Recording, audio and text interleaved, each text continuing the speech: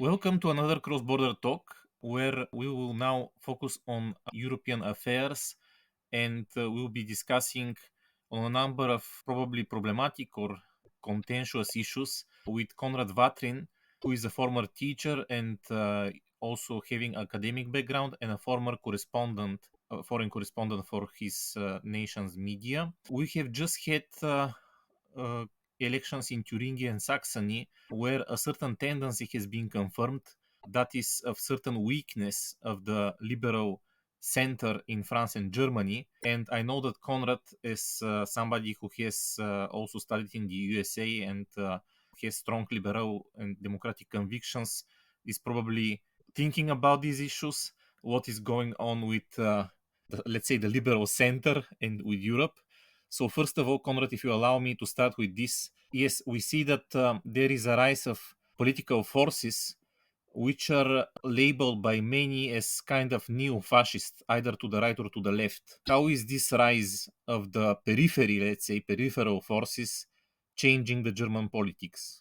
There are fascist tendencies, there are very strong right-wing tendencies within German society, but the whole problem is the split up of our Western societies, the polarization which you have in Great Britain, in France, in Italy, less in Italy maybe, but especially in the United States, and that is the kernel of the problem.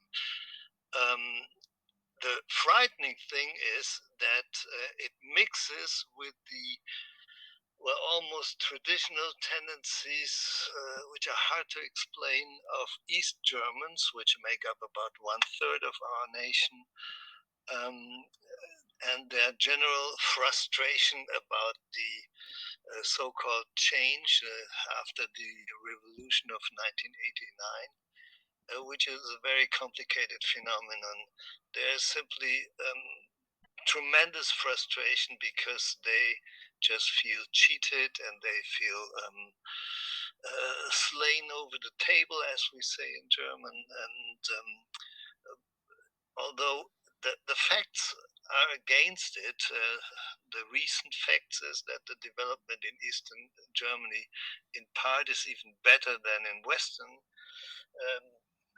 We in Western Germany have lots of social problems as well, but the decisive factor then is the migration question, of course, which, as in France and Britain, leads to the very traditional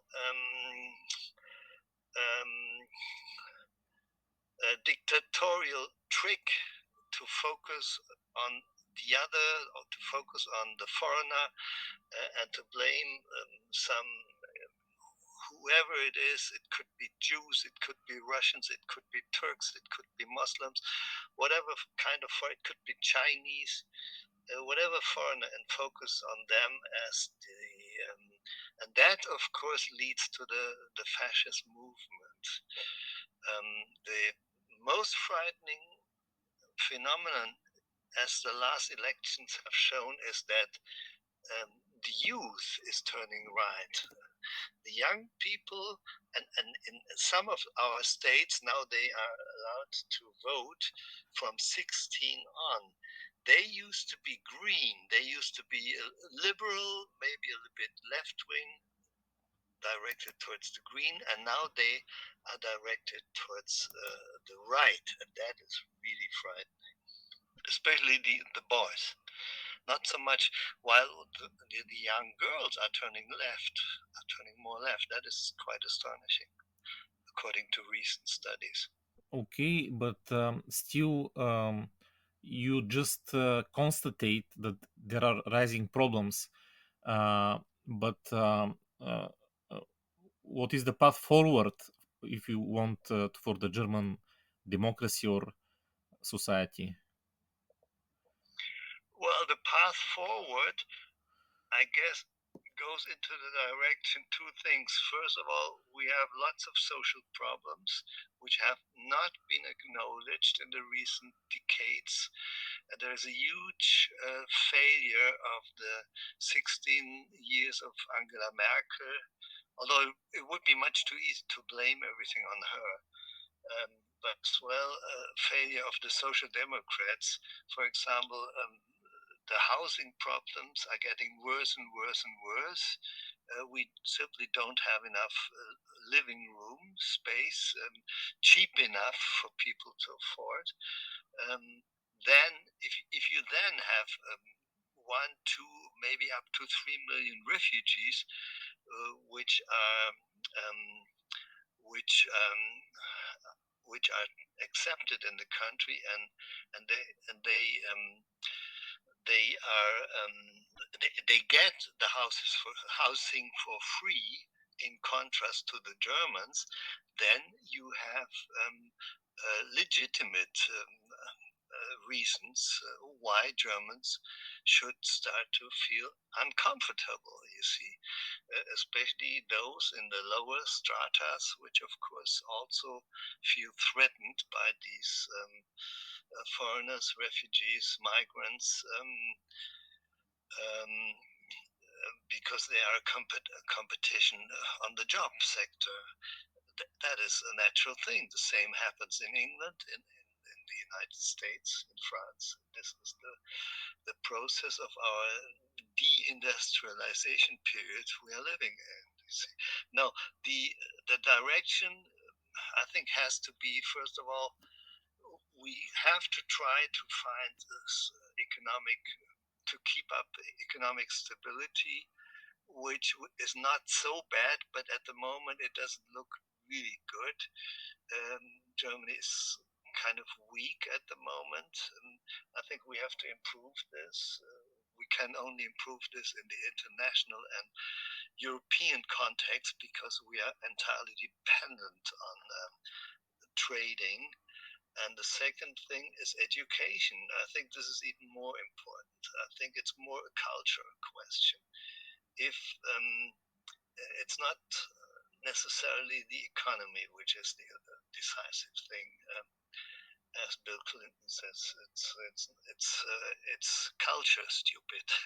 He would say today, because if so many stratas fall apart, there is no cultural center. There is no cultural political identity in our country, which has to do with the war, with the historical heritage. It's very difficult. And now we have developed into a very, very, very open, liberal, and social, ecological society, and now people are having real problems. The debate is on how far it's the fault of the government that these problems have been increased. I must say I'm not sure about this, but if you have different stratas, the young ones especially, but also the elder ones, which simply turn to become more and more illiterate, uneducated, uninformed, which is a very modern tendency for at least 2 decades now, since the invention of the internet. If they, let's call it the TikTokization of our communication system. If the young folks just scroll through the internet and don't read anymore, if they just get informed by TikTok, which influences people on passing by, so to speak, and by simply inserting slogans and propaganda stuff. This is a terrible situation. We can see this even in our best schools, that even intelligent young students, and you can see that the universities, the results, that they are simply no longer informed. If our culture turns into a culture where there is extreme misconception and mistrust against the public media, which have been the best we had in Germany, according to the BBC model, which no one, if no one is reading and informing with intelligent newspapers or other intelligent weeklies, and we have very, very good and very independent media in Germany, maybe better than even in France, Britain, and not to speak of Italy. If people are just too lazy enough, if they are just so much under pressure, but maybe the decisive thing is just ignorance. You think you get informed while you are scrolling over the internet, but you don't really learn anything. You just have some headlines, and that doesn't explain you. So if you're not confronted with realities and you don't deal with it anymore, then I think this is a really dangerous situation for our Western democracies, not to speak of the East European democracies. Okay, we speak just a few weeks after the stabbing in Solingen, which came in turn a few weeks after anti-immigrant riots in the UK from the beginning of August 2024. And you were working with migrants for a long time. You try to contribute to their integration in German society. So Yes. you have your experience. How justified is it to speak about Muslim and immigrants in general, predominantly as some kind of a threat and only as some kind of security issue? And also, isn't the extreme right extremism a greater threat to German society? Well, this is extremely complicated. We have three major threats, and they are changing from week to week, but they are threats at the same time. We have a very strong left-wing threat, very strong, because our cultural sphere, our media system, even the educational system is permeated by people who became socialized after 1968, and they are more left-wing, up to left-wing extremists. There are many shadows there. In this strata, for example, in these even academic stratas, as you can see at the universities now, we have very, very strong tendencies of anti-Semitism, anti-Americanism, anti-Westernism, very, very strong. And this is a threat. Then we have the new right arising, which is associated with the AfD, and there are fascists in this party.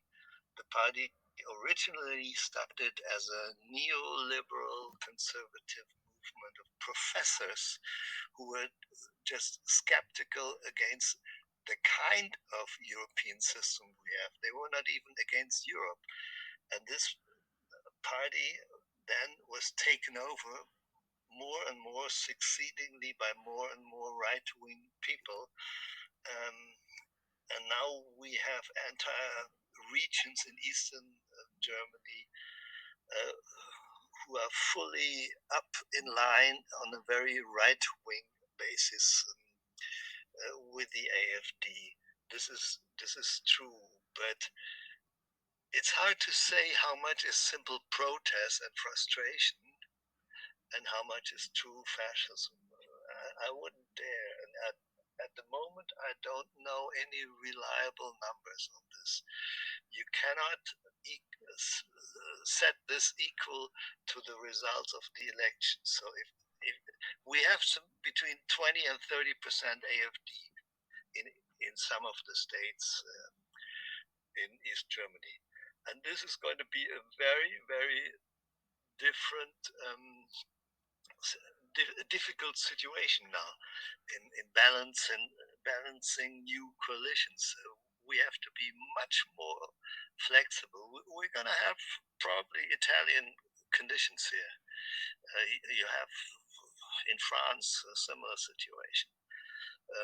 In England, it's easier because they have this. Here, it's an advantage of the electoral system. They have, well, no, and it can also be a disadvantage. That's no, it's too complicated. I do not want to take side on this. It can be both. And the third threat is the left wing, the right wing, and then we have the Islamism. We have Islamism here because it has been neglected and ignored, in particular by the left-wing liberal intelligentsia in this country, by the media. We have a real, all three are real threats. The good thing is there is no real threat to the constitution. There is no real threat of a revolution. Fortunately, there is no charismatic figure. No, there is no leader. Björn Höcke or such people are just local idiots. They are not charismatic leaders. But altogether, united, they could become a threat. And now it's really, really up to whether we are reasonable enough in our country to set up, to withhold more. To everybody has to retreat a little bit because the climate is very, very. It's almost eruptive. It's kind of aggressive. Right now, I'm in France. Although the split in society in France is much more radical, the climate is so much more comfortable, so much more easy. This is a difficult thing in Germany. Now, you cannot make the migrant and foreigner, the question of migrant and foreigner, responsible for all the problems. There is so much coming together. And from my experience with these people, I've been teaching these people, my wife has been teaching them for decades, you must always distinguish. You have astonishingly interesting people, you have astonishingly nice, you have very, very human creatures, and you have lots of idiots as well, uneducated, sick, traumatized, whatever, especially many people coming from Islamic societies. That is about, we have about 60, and it's really striking that hardly anyone seems to realize how many people come from Afghanistan, Iraq, Syria, even Egypt, whatever, people who are so deeply traumatized because they are torturing there as hell. They are persecuted. And then we have these migrant children of the second and third generations who are preaching the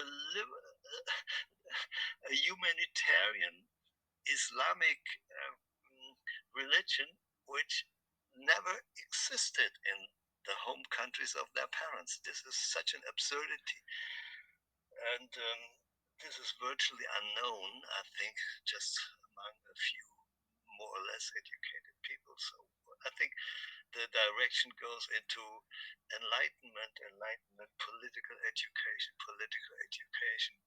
which means not only schools, but also, and I think it has started. I think the media in our society, there are some very, very good media. They are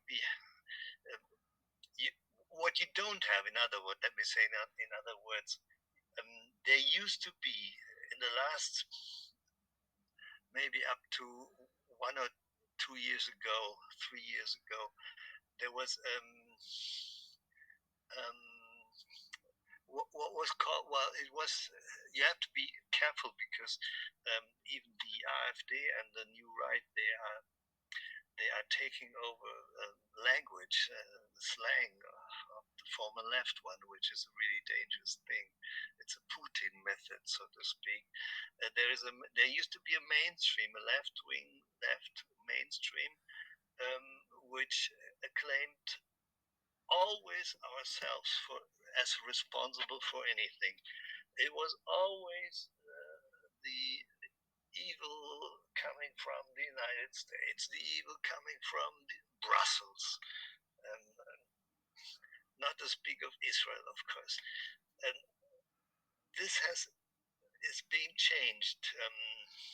I think one can see this in the last months and the last few years, that they are getting more and more cautious, more and more realistic, more and more, I would say, more liberal, yes. But traditionally, liberalism has been, and that is one of the major problems of Germany.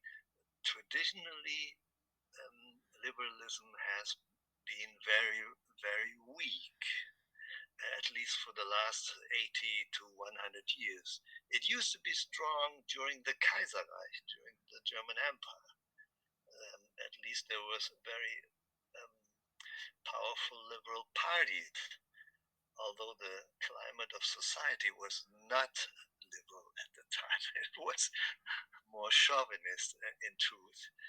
And then, as we all know, led to World War I, and then the breakup, the revolution, the short Weimar period, and then the Nazi total breakdown, so to speak. But as a political force, liberalism has been very, very weak, in contrast to Great Britain or the United States. That it would be good if it would be strengthened. I want to build a little bit on that issue with Germany and liberalism, because you know that during Angela Merkel's times, there was this understanding that in our region here, Southeastern Europe, a number of stabulocracies appeared, with one person who somehow provided security and order, and these regions didn't create a lot of problems for a move of goods or for move of maybe money or whatever. But maybe you are familiar with this term stabulocracy, where Boyko Borisov, Gruevski in Northern Macedonia, or Vucic in Serbia were said to be ruling stabulocracies. So I wanted to ask you, because that was Angela Merkel's times when this was happening, and now there is criticism of some of her policies. But see, Germany and the European Commission signed recently a huge cooperation contract with Serbia for the use of lithium.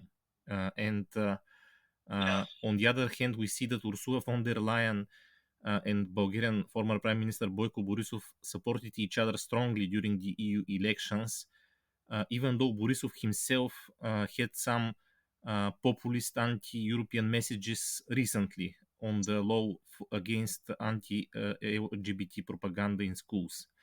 So I want to somehow ask you, do we see, in your view, a return to the German and EU policy towards Southeastern Europe that supports stabulocracy? And if there is such a return, isn't it isn't there potential for some reaction, anti-democratic and anti-EU reaction in these societies? That's a topic for real specialists. The truth is that hardly anyone deals with it in our country. It's just the political elite and only those in power who care for Southeastern or Eastern Europe. For the political and also the media elite, the so-called opinion leaders, it's a geostrategic necessity.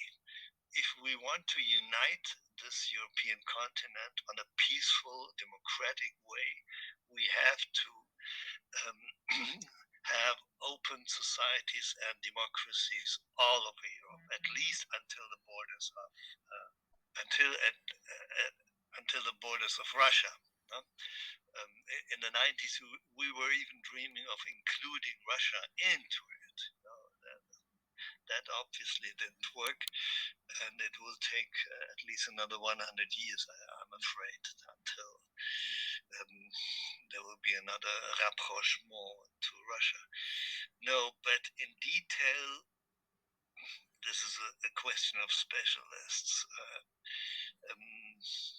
There is even the more or less informed media in our countries.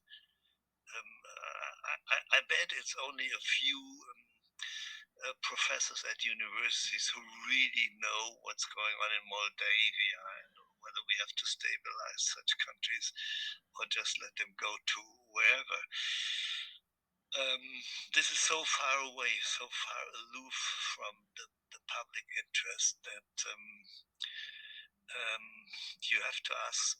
This is one of the questions which can only answer some of the specialists in our foreign office or maybe in Brussels. You know what I mean? Yes, Of course, we okay. get crazy when we hear lithium. Lithium, of course, then everybody says, well, we have to accept them. But there's so much resentment against really understandable resentment or criticism of bureaucracy, especially on the former, the successor parties of the former communist parties. There's so much justified criticism of tendencies of corruption, etc., that normal people are more or less afraid if we have to take all those people into the European Union. This is a populist meaning, which you can hear quite often.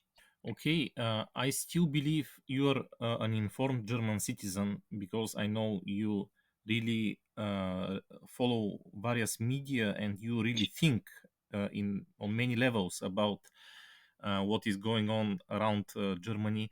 So my next question also maybe is a little bit in this category because you are probably aware that recently there was this investigation that accused an Ukrainian team of uh, people who blow up the Nord Stream pipeline, and it Yes, coincided with the German announcement that it will not send additional military aid for Ukraine until the end of the year.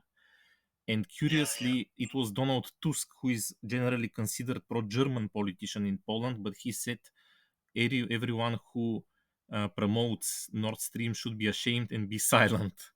So, we also saw Andrzej Duda, the Polish president from the sovereignist tendency, visiting Kiev.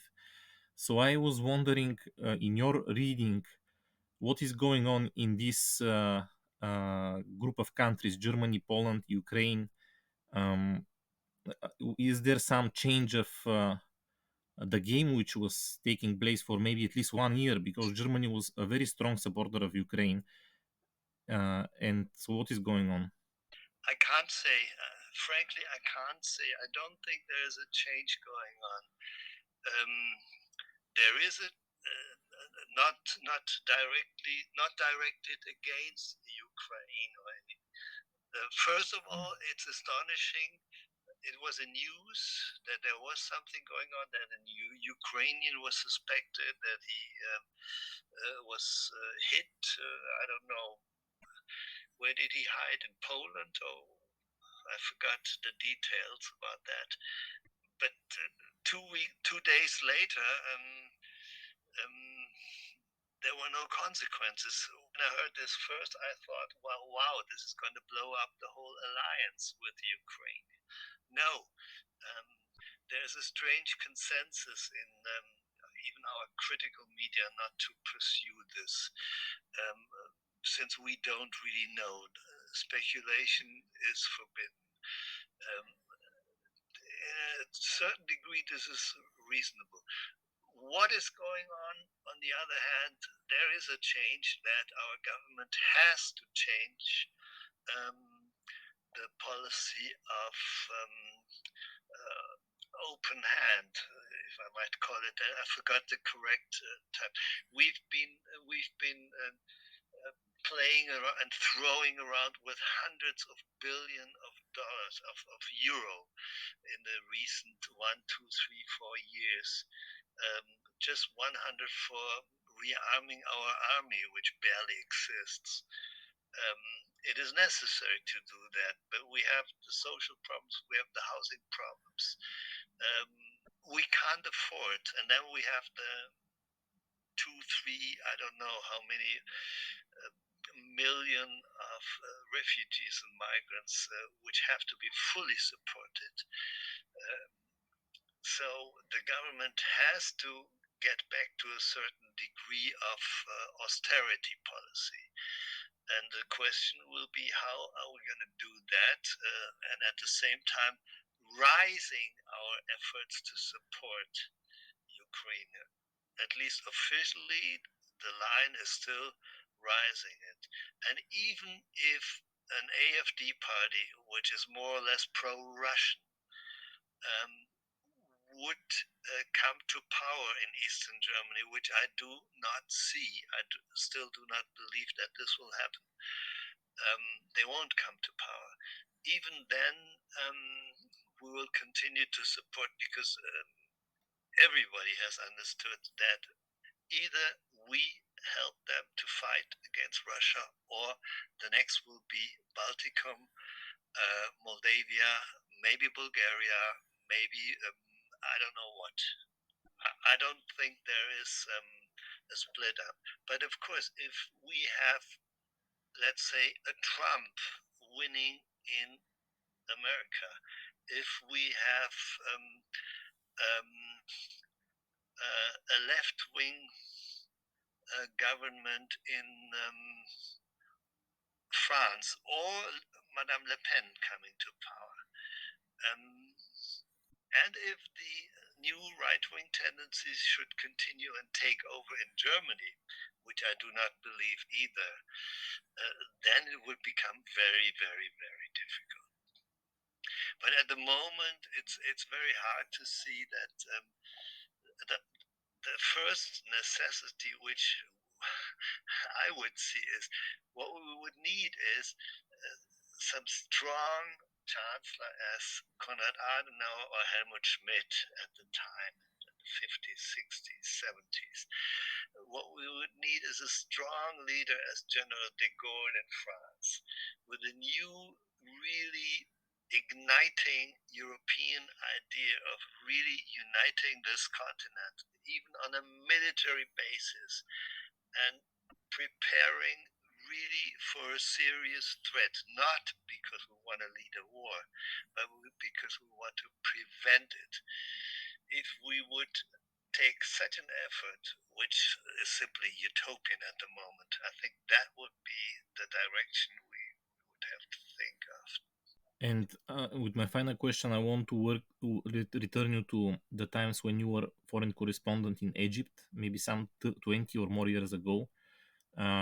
You know that now there is Israel's war in Gaza going on, and Israel seems to be under some kind of isolation, at least in some countries of the world. And curiously, at the same time, Iran elected a reformist president who seems to have some sympathies from international community, and he wants to overcome Iran's isolation. So I want to ask you, what are the prospects of a positive, peaceful, integrationist future of the Middle East right now? Who is fighting for it locally, and who are the international forces who back it? Well, this is another very, very, very complex, because here the whole global the British called it the Great Game in the 19th century. This is what's behind, I think, everything. Let's describe it in the abstract way. It's the fight between autocratic systems, even tyrannical tyrannies like China and Russia, and what has been left from the former bourgeois, democratic, Western liberal societies. And Israel here is part of it too. The new Iranian president has not very much to say. And if this line would succeed, it would be only because even in the West, a pro-Hamas, a pro-Islamic thinking would take over, which in part is the case already in Britain, which in part is the case in France. And even at American universities and at German universities, you have very strong tendencies behind which you have simply just primitive hatred of Israel, or even hatred of Jews, which is anti-Semitism, nothing else. Of course, the way Israel, and I'm representing a minority opinion here. This you can barely say even in independent media in our country. Of course, the way Israel is fighting is really, really tough. It's really, really a disaster. But this country has no choice. It's the strategy which is enforced upon Israel by the Hamas, by the fundamentalists, and all these, whoever, Western or non-Western people who are just criticizing the way Israel is reacting is hypocrisy. It only leads to the other. So there is no way. The only way I can see is either the pro-Islamic forces take over in the West, which is definitely what I do not want, or the other line gets through, and this is from certain countries you can hear behind the closed hands, behind the lines, you can hear, for example, from the monarchies in Jordan or Morocco, especially from Saudi Arabia and its new leader, bin Salman, but maybe even to some other Gulf Emirates, they simply have enough. I even read recently an article which quoted a Saudi Arabic leader saying, "We got enough, finish the people from the Hamas." So if they unite, and because they want to make business, they want to make a cooperative system as we have in Europe, and the Saudis are convinced of this too. This would probably be the only realistic thing to work, but there's still a hell of a lot of way to do, and it will take a lot of sacrifices.